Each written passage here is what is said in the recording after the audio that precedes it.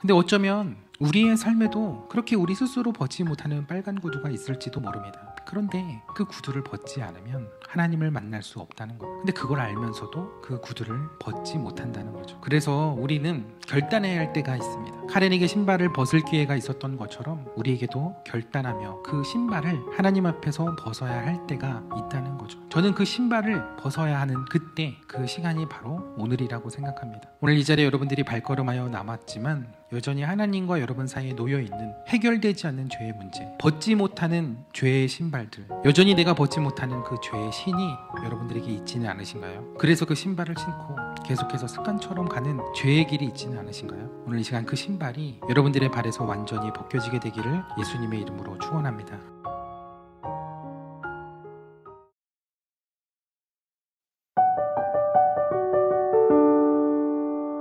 네, 오늘은 내 발에서 신을 벗으라는 제목으로 말씀을 나누려고 합니다. 어느새 이제 7월의 마지막 주를 지나가고 있죠. 우리가 이제 7월 한 달 동안 신체에 관한 말씀을 나누고 있는데요. 지난 주에는 이제 코에 관한 말씀을 드렸죠. 그리고 지난 주에는 눈에 관한 이야기를 이제 해드렸습니다. 혹시 지난주 설교 제목을 기억 못하시죠? 네.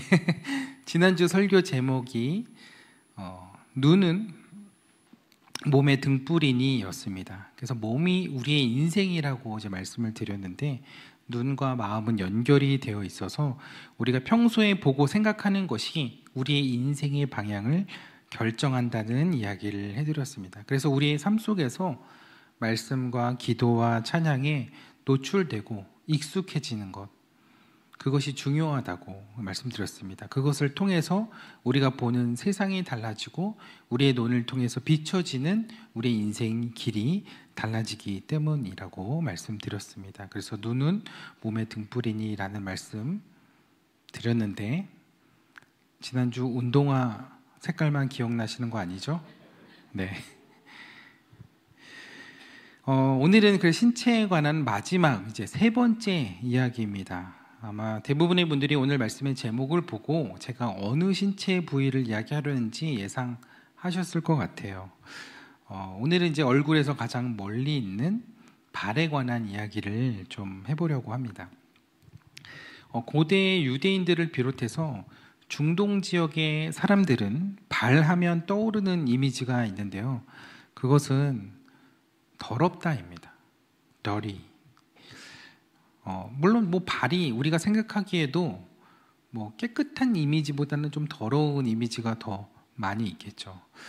중동 사람들도 더운 날씨, 더운 기후 속에 살고 있기 때문에 그들이 주로 신는 신발들이 이제 샌들, 특히 이제 성서 시대에는 대부분이 부실한 샌들을 신고 생활을 했는데 그러다 보니 바깥에서 오래 다니다 보면 흙먼지가 다 발 속으로 들어오게 되고 가장 많이 더러워지는 것이 발이기 때문입니다.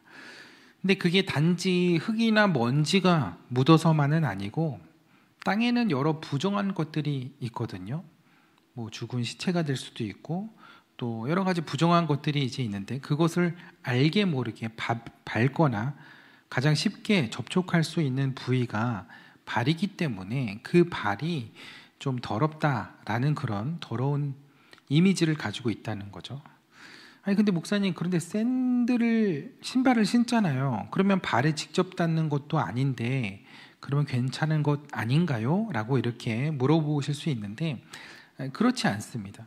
유대인들의 정결법에 의하면 부정해진 옷이나 또 물건에 몸이 닿으면 그 사람도 같이 부정해지게 되어 있습니다. 그러니 샌들이 그런 것들을 밟았다고 샌들만 부정해지는 것이 아니라 그 샌들을 신고 있는 그 사람도 부정해지는 것이죠. 그래서 샌들과 발은 그냥 한 세트라고 생각하시면 돼요.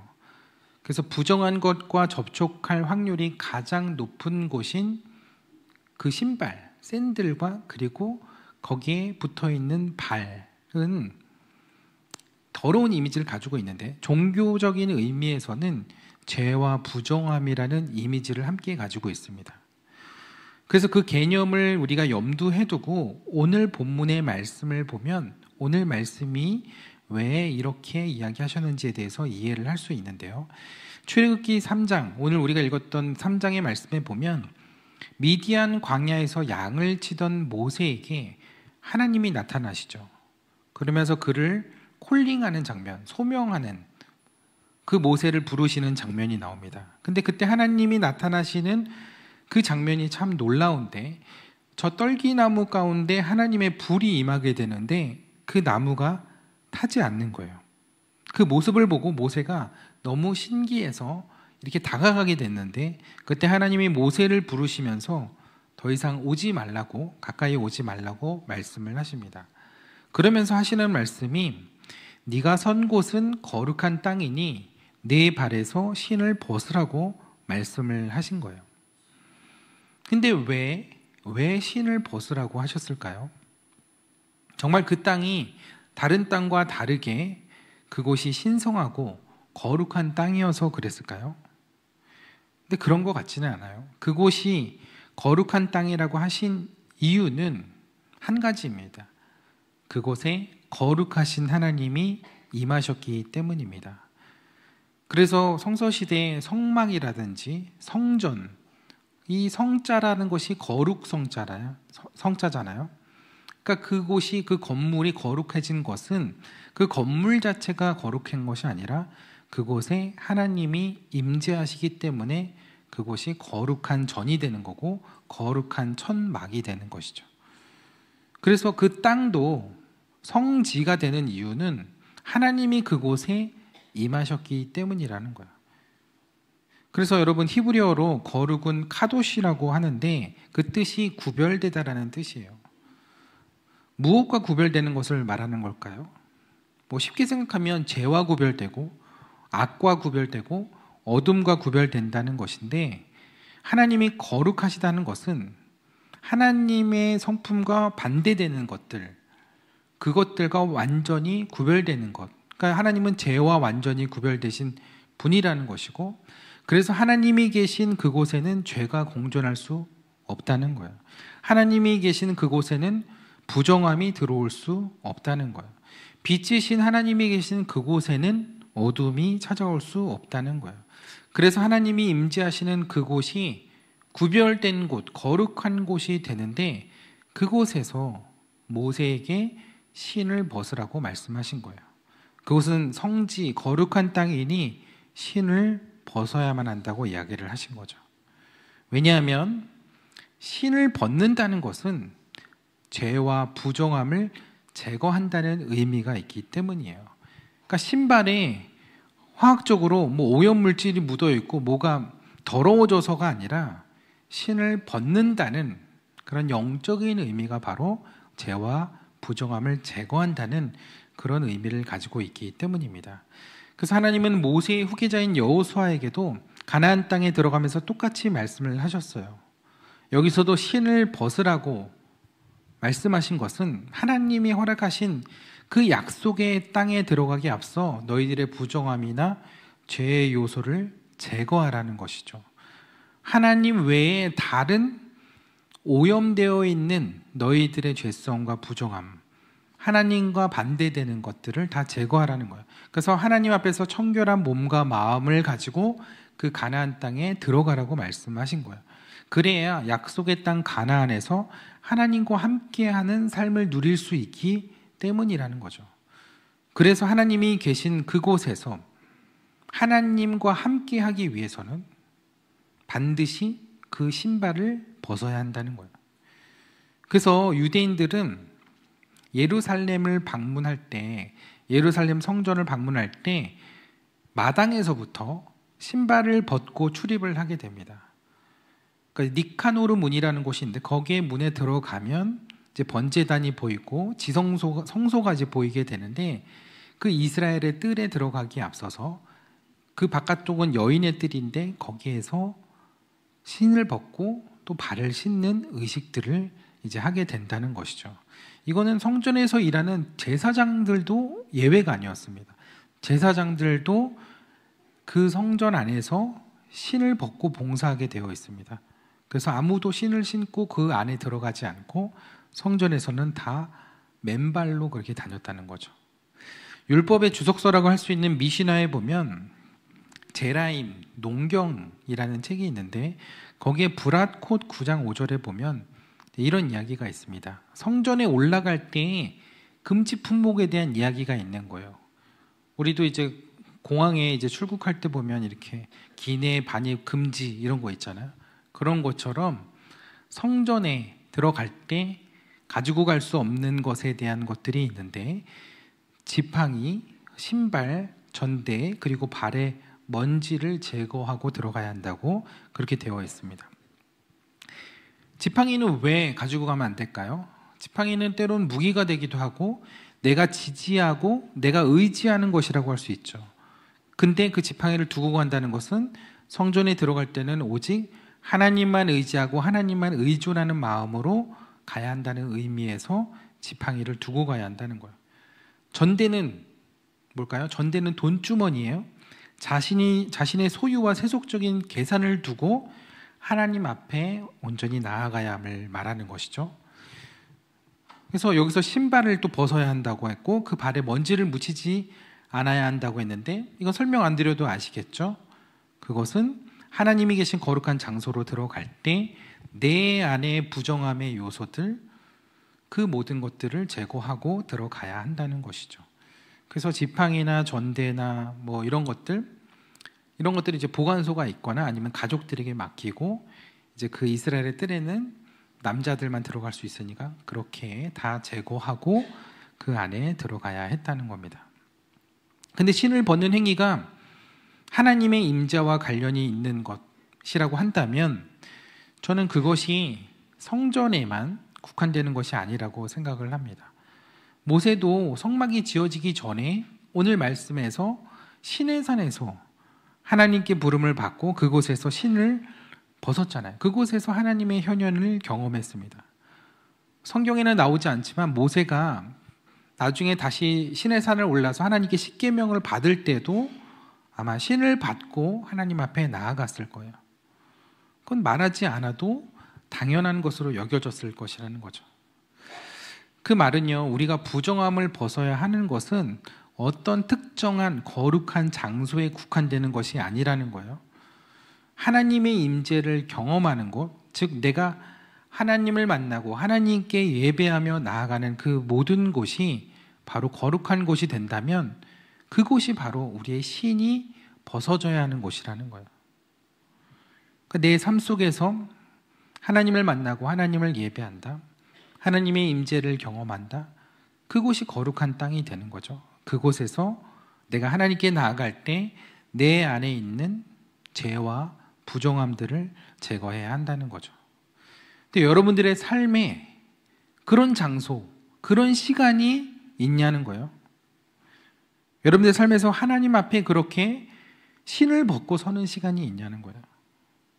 일주일이 지나서 여러분들이 이 자리로 다시 오기까지 하나님 앞에 신을 벗고 서는 시간이 있었냐는 거예요.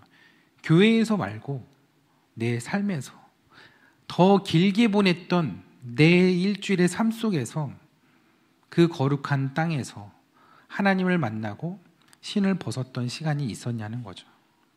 만약 여러분들이 그 더러워진 신발을 한 번도 벗지 않고 그렇게 일주일을 보내셨다면 그 시간 속에 하나님은 어디에 계셨을까요? 하나님은 어디에나 계시겠죠. 그러나 분명한 것은 여러분들이 신을 벗지 않은 그곳에는 하나님이 함께 하시지 않았다는 것입니다. 신을 벗지 않은 그곳은 거룩한 땅이 될 수 없고 그곳에는 하나님이 함께 하실 수 없기 때문에 그래요. 하나님이 함께 하시기 싫어서 안 하시는 것이 아니라 하나님의 속성 자체가 거룩하신 분이기 때문에 우리가 죄를 가지고 있고 우리가 부정함의 그 신을 신고 있는 이상 하나님을 만날 수 없고 하나님의 임재를 경험할 수 없다는 거죠. 여러분 시편 1편 1절의 말씀, 그러니까 시편이 첫 마디가 이겁니다. 복 있는 사람은 으로 이렇게 시작을 하죠. 여기서 복 있는 사람은 어떤 사람을 말하는 걸까요? 영적 만나 교회 교인이라면 이제 이거는 상식으로 이제 알고 있으셔야 돼요. 이 복이 있는 사람에서 복은 히브리어로 에쉐르라고 하는데요. 에쉐르는 우리가 생각하는 어떤 물질적인 복이나 세상에서 잘 되고 잘 먹고 사는 그런 복을 이야기하는 것이 아닙니다. 성서시대 히브리인들의 관점에서 복이라는 것은 사람이 삶에서 얻어야 할 가장 중요한 가치를 누리고 있는 상태를 말하는 거예요. 제가 뭐라고 그랬죠? 상태라고 그랬어요. 명예로운 상태, 가장 가치 있는 상태를 이야기하는 거예요. 그러니까 복이라는 것, 성경에서 복이라고 얘기하는 것은 어떤 것을 받거나 소유하는 것을 이야기하는 것이 아니에요. 하나님의 복을 주셨다 하는 것은 하나님이 많은 물질을 주시고 재산을 주실 수도 있지만 성경에 말하는 복의 의미, 에쉐르라는 의미는 소유가 아니라 상태라는 것을 이야기하고 있다는 거죠. 그래서 복은 소유의 개념이 아니라 상태의 개념이에요. 그 사람의 인생 가운데 가장 가치 있는 상태. 그 사람들은 그게 어떤 상태를 말하는 걸까요? 그것은 하나님이 함께 하시는 상태를 말하는 거예요. 처음 하나님이 우리 인간을 만드셨을 때 보시기에 좋았더라. 하나님과 함께 했던 처음 모습, 하나님과 함께함을 누렸던 처음 사람의 상태, 그게 바로 복이 있는 상태라는 거죠. 그래서 하나님이 함께 하시는 그 상태가 가장 가치 있는 상태고 가장 명예로운 상태라는 거예요. 그리고 그게 바로 복이 있는 상태를 얘기한다는 거예요. 그러면 시편 1편에서 복 있는 사람은으로 이렇게 시작을 하는데 이걸 어떻게 바꿀 수 있느냐? 이것은 하나님이 함께 하시는 사람은, 왜 이게 복 있는 사람이라고, 하나님이 함께 하시는 사람이라고 얘기하면 더 편할 텐데 왜 복 있는 사람이라고 얘기했을까요? 이 관용적인 표현이기도 하고 하나님이라는 단어를 입에 언급할 수 없기 때문에 유대인들의 이제 그런 표현이에요. 그래서 하나님이 함께 하시는 사람은 어떻게 행동합니다라고 이렇게 쭉 나오는 겁니다. 하나님이 함께 하시는 사람은 악인들의 꾀를 따르지 아니합니다. 하나님이 함께 하시는 사람은 죄인들의 길에 서지 않아요. 하나님이 함께 하시는 사람은 오만한 자들의 자리에 앉지 아니합니다. 그리고 하나님이 함께 하시는 사람은 2절에 율법을 즐거워하며 주야로 묵상하는 자입니다. 이렇게 시편의 이야기가 열려가고 있는 거예요. 그러니까 시편의 주제는 하나님이 함께하는 사람인 거예요. 하나님이 함께하는 그 사람은 죄의 길에 서지 아니한다고 그랬어요. 그 말은 죄악의 땅에 그 발을 머무르게 하지 아니한다는 것이죠. 근데 우리가 하나님과 동행한다고 하면서 여전히 우리의 마음이 악인들의 꾀를 따를 때가 있어요. 하나님과 함께 한다고 하면서 여전히 죄인들의 길에 내 발을 둘 때가 있어요. 하나님과 함께 한다고 하면서 하나님을 찾지 않고 내가 교만해져서 내가 하나님처럼 되어서 그렇게 살아갈 때가 있다는 거죠. 그 말은 여전히 내 발에 신이 벗겨지지 않았다는 의미이기도 합니다. 그래서 기도하지만 여전히 내 뜻대로 결정하고 내 욕심과 욕망을 따라 그리고 죄의 습관을 따라 그렇게 살아가고 있다는 것이죠. 여러분, 안데르센의 동화 빨간 구두에 대해서 들어보셨을 거예요. 읽어보신 적은 있는지 모르겠지만 이 동화의 주인은 카렌이라는 어린 소녀입니다.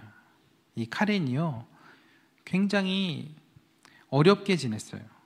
가난한 홀 어머니와 함께 살았는데 너무 가난해서 신발 한 켤레도 살 돈이 없었던 거예요. 그래서 맨발로 다녔어요. 근데 이를 가엾게 여긴 동네 구두방 주인 아저씨가 안 팔리는 싸구려 빨간 구두를 이 카렌에게 선물로 준 거예요. 근데 신발도 없던 이 카렌은 이 구두가 얼마나 이쁘고 좋아 보였겠어요. 게다가 빨간색, 너무 마음에 드는 거예요. 그래서 이 구두를 늘 아끼면서 신었고 어디 가나 신었고 교회 갈 때도 이 구두를 신고 갔습니다. 근데 사람들은 아니 어떻게 교회에 오는데 저렇게 빨간 구두를 신을 수 있을까? 그렇게 생각했어요. 그러던 어느 날 어머니랑 단둘이 살고 어머니밖에 없던 카렌, 그 어머니마저 병으로 세상을 떠나게 되어 장례를 치르게 되었어요. 근데 신발이 빨간 구두밖에 없는 거예요. 그래서 어머니 장례를 빨간 구두를 신고 치르게 되었는데 사람들이 또 막 웅성웅성 되는 거죠. 어떻게 엄마 장례식에 저렇게 빨간색 구두를 신고 올 수 있을까?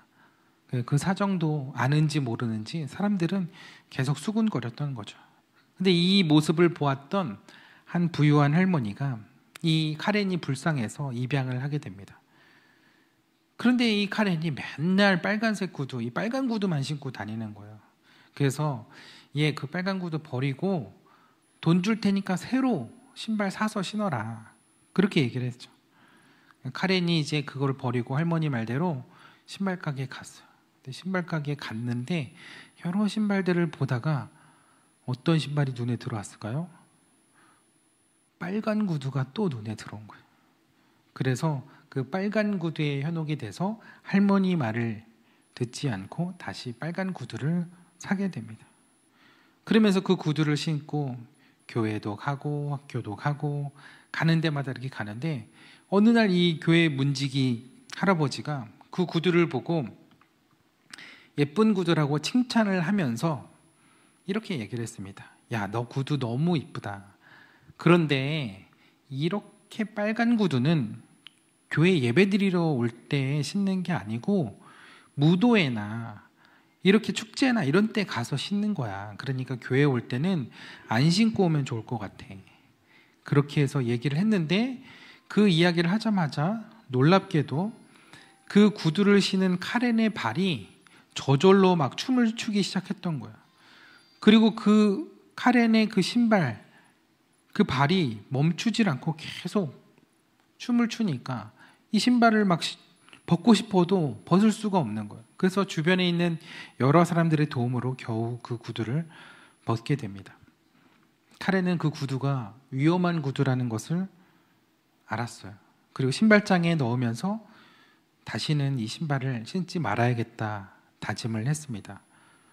그런데 카렌은 그 빨간 구두에 대한 미련과 집착을 버리지 못하고 그 구두를 다시 신게 되는 거예요.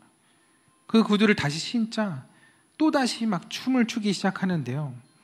이번에는 벗으려고 하면 할수록 그 구두가 더 단단히 발을 옥죄어 왔고 몇 날 며칠이 돼도 그 춤이, 그 구두는 멈추지를 않았던 거예요. 그래서 너무 그 춤에 그 자기의 의지와 상관없이 그 구두를 따라가는데 너무 힘들어하고 있는데 그러다 교회의 뒷마당 공동묘지가 있는 곳에 이르게 되었는데 거기서 칼을 든 천사를 만나게 된 거예요. 그러면서 그 천사가 이 구두의 저주를 푸는 방법은 뭐라고 얘기를 했을까요?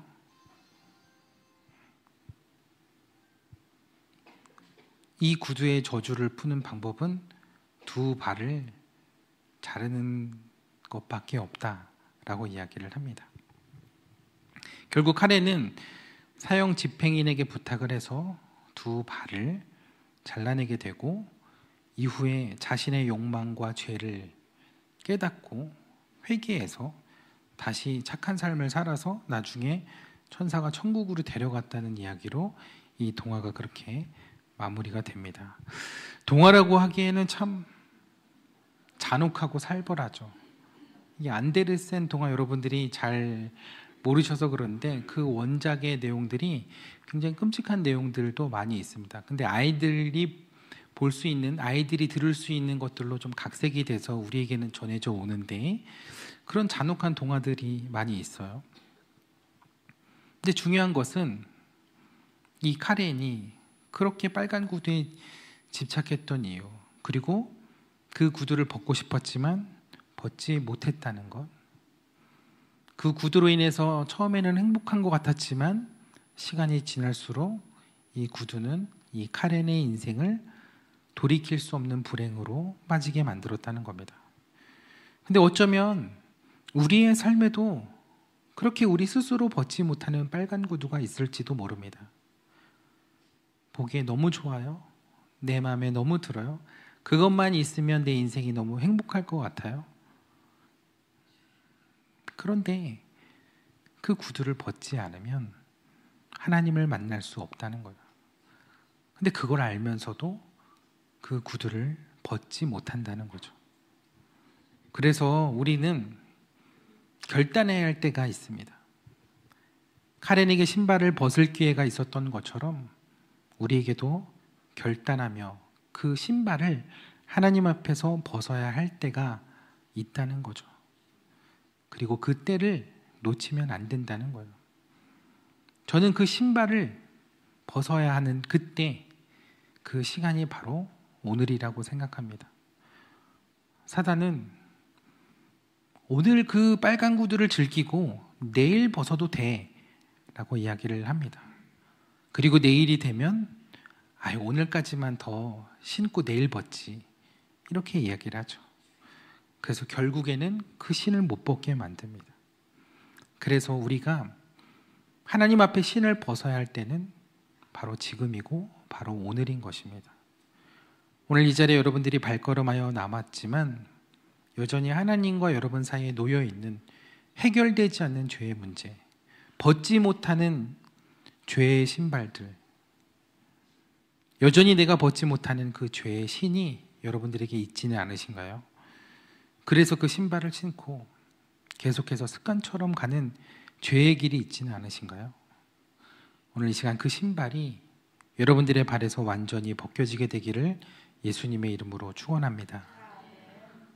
우리가 그 신발을 한번 벗었다고 완전히 자유로워질지는 몰라요. 우리의 때 묻은 발은 다시 그 빨간 구두를 향하게 될지 몰라요. 카렌처럼 다시 그 신발장에서 그 빨간 구두를 꺼내게 될지도 몰라요. 그러나 우리는 신을 벗어야 돼요. 그래야 우리의 그 벗은 발을 가지고 주님께 나아갈 수 있기 때문입니다. 더러워지고 수치스러운 발이지만 그럼에도 우리는 때때로 우리의 맨발을 가지고 주님 앞에 나아가야 하는 것입니다. 왜냐하면 그 더러워진 우리의 발을 씻겨주실 분이 바로 주님이시기 때문이에요. 요한복음 13장에 보면 예수님이 제자들과 최후의 만찬을 하시는 중에 자리에서 일어나 제자들의 발을 씻겨주시기 시작합니다. 왜 그러셨을까요? 제자들을 너무 사랑하셔서, 아니면은 섬김의 본을 보여주시기 위해서, 너희도 이제는 서로 이렇게 섬기면서 싸우지 말고 그렇게 지내야 돼 라는 것을 알려주시기 위해서, 뭐 틀리는 것은 아니지만 굳이 그런 의도였다면 왜 그날이었을까라는 생각을 하게 됩니다. 왜 최후의 만찬 석상에서, 왜 굳이 성찬식을 하신 후에 나를 기념하라고 하시면서 제자들의 발을 씻겨주셨던 것일까요? 그 유월절의 만찬을 통해서, 그 피 흘림을 통해서, 그 십자가를 통해서 우리의 부정과 죄를 씻어내는 그분이 바로, 그 그리스도가 바로 예수님이라는 사실을 보여주시려고 했던 것 아닐까요? 스승님에게 발을 씻김을 당하면서 평생 그 시간을 잊지 못했겠죠. 베드로와 제자들은 주님이 내 발을 씻겨주셨어. 단순히 내 발을 물로 씻겨주시고 닦아주시는 것이 아니라 그분이 바로 우리의 발을 씻겨주신 그리스도시고 메시아라는 사실, 제자들은 그 사실을 평생 잊지 못했을 겁니다. 그런데 베드로는 그 당시에 주님, 제가 어떻게 주님에게 내 더러운 발을 드릴 수 있나요? 저는 못합니다. 어떻게 감히 주님께 내 발을 드려요? 제 발을 보여드리기도 부끄러워요. 여러분, 중동 문화에서 발을 보여주는 것, 물론 다른 나라의 문화들도 그런 문화들이 있지만 발을 보여주는 것, 특히 발바닥을 보여주는 것은 굉장히 큰 신뢰입니다. 그리고 수치스러운 거예요. 그래서 항상 누군가의 집에 초대되었을 때 발을 앞으로 하지 않고 뒤로 해놓고 앉는 것이 예의입니다. 근데 예수님은 그 제자들의 발을 내놓으라고, 내밀라고 말씀을 하시죠. 그렇게 못한다고 베드로가 얘기하자 예수님은 내가 너를 씻어주지 아니하면 네가 나와 상관이 없다고 말씀하셨습니다. 네가 이 발이 씻어지지 않으면 내가 너와 함께 할 수 없어. 너의 죄와 부정함이 씻겨지지 않으면 내가 너와 함께 할 수 없다고 이야기를 하신 것이죠. 예수님은 그래서 우리가 결코 해결할 수 없는 죄와 부정함을 씻어주기 위해 오셨다는 거죠. 그것은 예수님만이 하실 수 있는 일이에요. 그 누구도 우리의 발을 씻겨주실 수 없어요. 누가복음에 보면 죄를 지은 한 여인이 예수님의 발에 입 맞추고 향유를 붓습니다. 왜 그랬을까요? 예수님을 섬기려고 했다면, 예수님이 그 집에 들어오셔서 발을 깨끗게 해드리기 위함이었다면 물을 가지고 와서 예수님처럼 발을 씻겨드렸겠죠. 그런데 예수님의 발에 입을 맞추고 향유를 부었습니다. 그것은 예수님의 발은 우리의 발과 다르다는 것을 이야기하는 거예요. 예수님의 발은 씻겨지지 않아도 되는 발이라는 거예요. 예수님의 발은 죄와 부정함이 없으시기에 그분의 발에는 기름을 부어드리기에 합당하다는 거예요. 그분은 기름 부음 받은 메시아요, 죄가 없으신 그리스도라는 사실이에요. 그래서 그분만이 우리의 발을 씻겨주실 수 있다는 거예요. 그러기에 우리가 우리의 발을 부끄러워하지 않고 주님 앞에 내어드려야 하는 거예요. 우리의 발을 씻어달라고, 우리의 발을 깨끗게 해달라고 주님께 요청해야 하는 거예요. 신발로 가려져 있던 내 안에 더럽고 추악한 모습들, 부끄러움과 수치, 말할 수 없는 죄의 습관들이 묻어있는 내 발을 주님께 내어드리면서 주님, 내 발을 씻어주세요. 내가 신을 벗었지만 이 더러움이 씻겨지지 않습니다. 신을 벗었지만 내 죄와 부정함이 사라지지 않습니다. 나는 또다시 그 발을 가지고 그 빨간 구두를 찾으러 갑니다. 주님, 내 발을 씻어주세요. 내 발을 깨끗게 해주세요. 그렇게 주님께 발을 내어드릴 때 주님은 그 제자들의 발을 씻어주셨듯이 우리의 발을 사랑스럽게 어루만져 주시고 깨끗게 하여 주실 줄 믿습니다. 우리가 그 믿음이 있어야 돼요. 그 믿음이 있어야 우리가 신을 벗을 수 있는 거예요. 그 신을 벗고 주님이 내 죄와 부정함을 씻어주실 것이라는 믿음이 없으면 우리가 그 수치와 부끄러움을 감당할 수가 없습니다.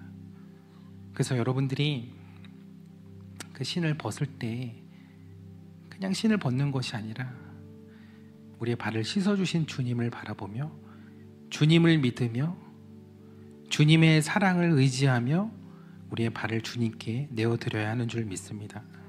그때 우리의 죄와 부정함이 사라지고 하나님의 임재를 경험할 수 있는 거예요.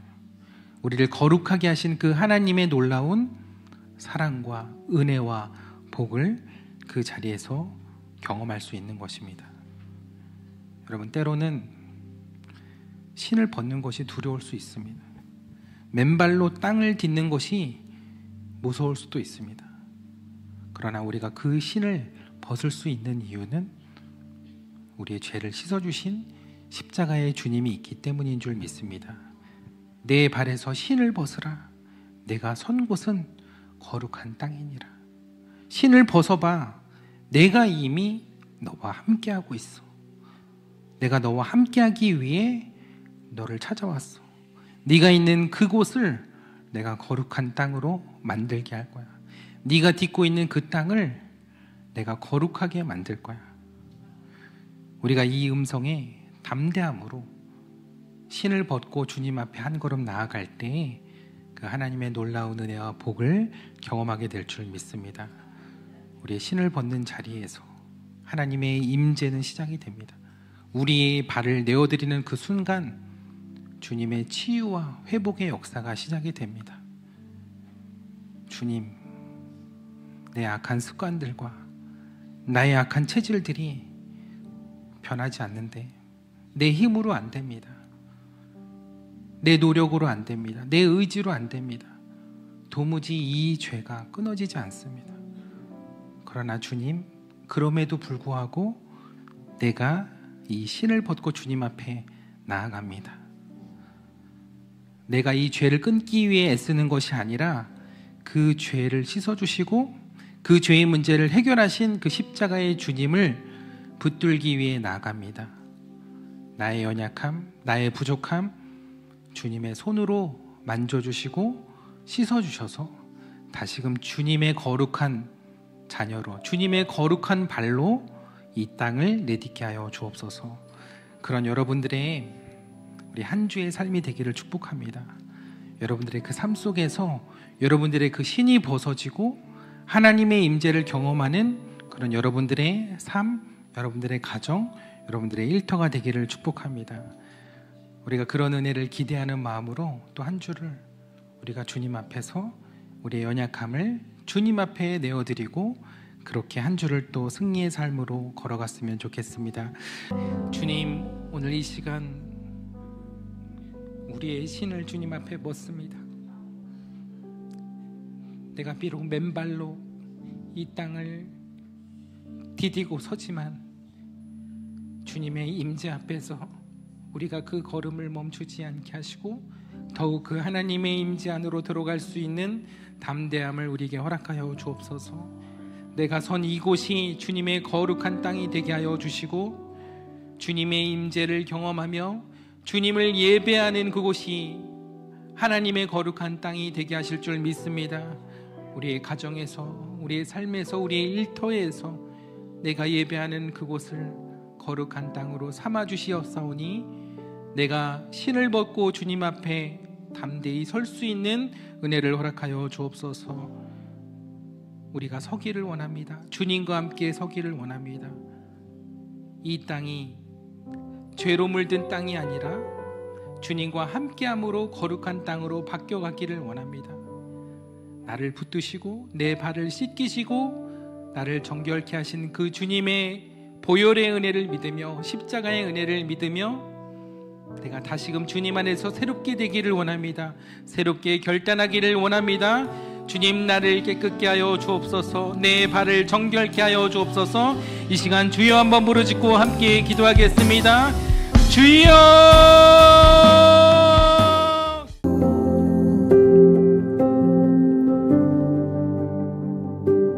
When I wake, I know you are with me.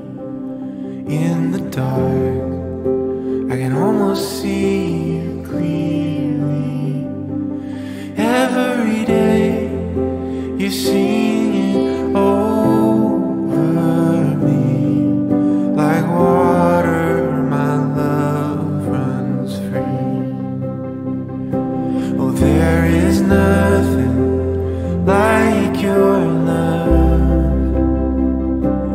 There is nothing and no one above. Oh, come be with us, Holy One.